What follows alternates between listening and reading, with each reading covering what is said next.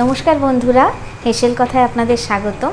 আশা করি আপনারা যে যেখানে আছেন খুব ভালো আছেন, সুস্থ আছেন। আগেরটা আমাদের ছিল নন স্পাইসি ব্রেড পকোড়া, এখন আমি বানাবো স্পাইসি ব্রেড পকোড়া।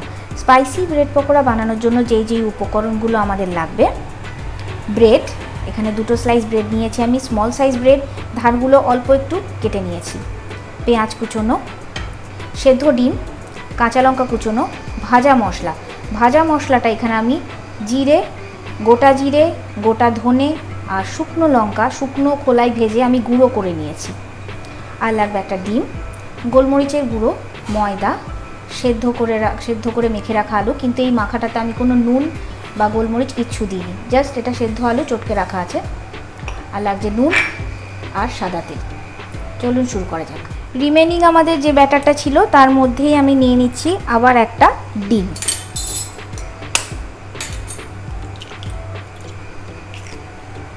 নিয়ে নিচ্ছি আবার 1.5 টিস্পুন মতো ময়দা, বিকজ এখানে আমি অলরেডি আগের ব্যাটারটায় অল্প একটু ময়দা ছিল, তাই অনেকটা ময়দা আমাদের এবার লাগবে না। দিয়ে দিচ্ছি সামান্য একটু নুন,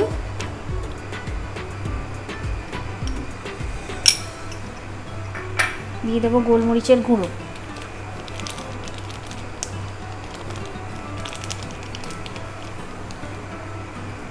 সব উপকরণগুলোকে আমি খুব ভালো করে মিশিয়ে নিচ্ছি যেন কোনো রকম লাম্পস না থাকে, সেটাই চেষ্টা করবেন, একটু ভালো করে মিক্স করে নেওয়ার চেষ্টা করবেন।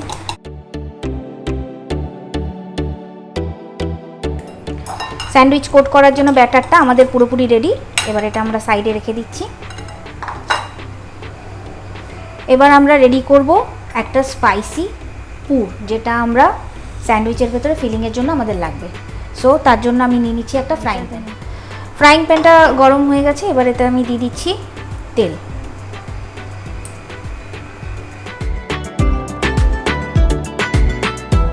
তেল গরম হয়ে গেছে, এবার তাতে আমি অ্যাড করে দিচ্ছি পেঁয়াজ কুচোনো।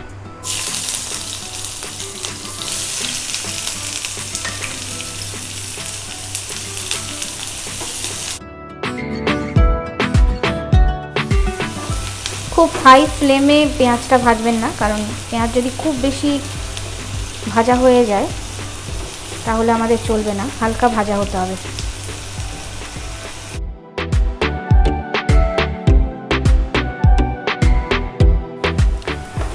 পেঁয়াজটা হালকা ব্রাউন হয়ে এলে এর মধ্যে আমি দিয়ে দিচ্ছি সেদ্ধ করে রাখা আলু, আর দিয়ে দেব সেদ্ধ কুচোনো ডিম, কাঁচা লঙ্কা।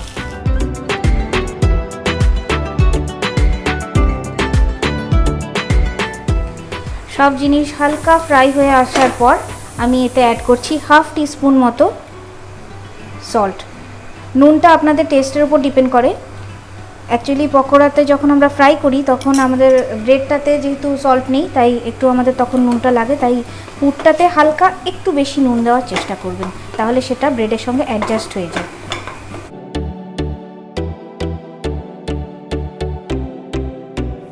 আমাদের পুরটা পুরোপুরি রেডি। এবার আমি গ্যাসটা বন্ধ করে দিলাম, দিয়ে এতে আমি অ্যাড করছি ভাজা গুঁড়ো মশলা।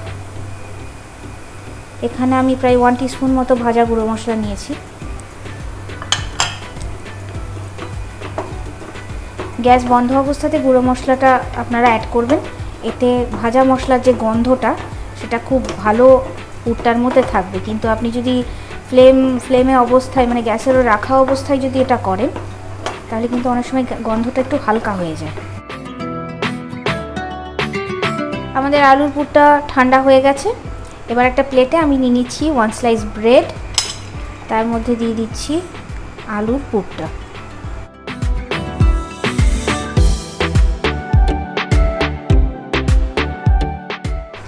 দিয়ে দেবো 1 স্লাইস চিজ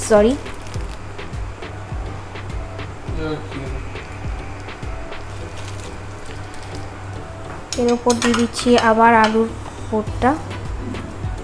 সেম প্রসেসে যেরকম আমি আগেরটাই করেছিলাম, সেম প্রসেসে পুরো চিজটা একটু ঢেকে দেবেন।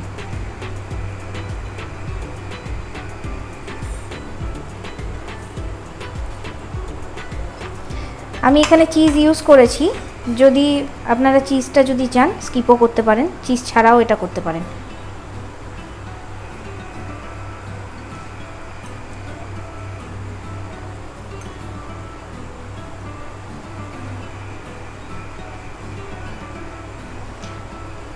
এবার আমি এর ওপরে দিয়েছি নেক্সট স্লাইস ব্রেডের। এবার আমরা ঠিক একইভাবে আগেরটার মতো 4টে পাশ সমানভাবে ঢেকে নিচ্ছি।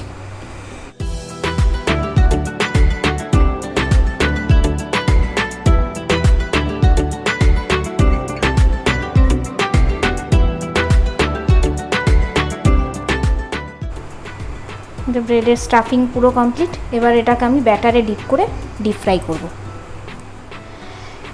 এবার এটাকে আমি ব্যাটারে ডিপ করে নিয়ে সব সাইড খুব ভালোভাবে কোট করবেন। কোট করে নিয়ে খুব সাবধানে তেলে ছেড়ে দিলাম।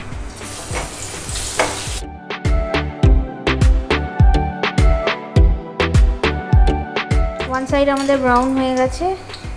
এবার আমাদেরকে নেক্সট পার্টটা সাবধানে উল্টে দিতে হবে।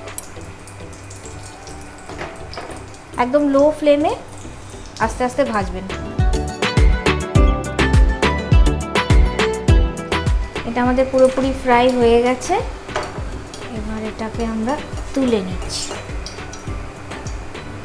তেলের কাজ তাই একটু সাবধানে করবেন।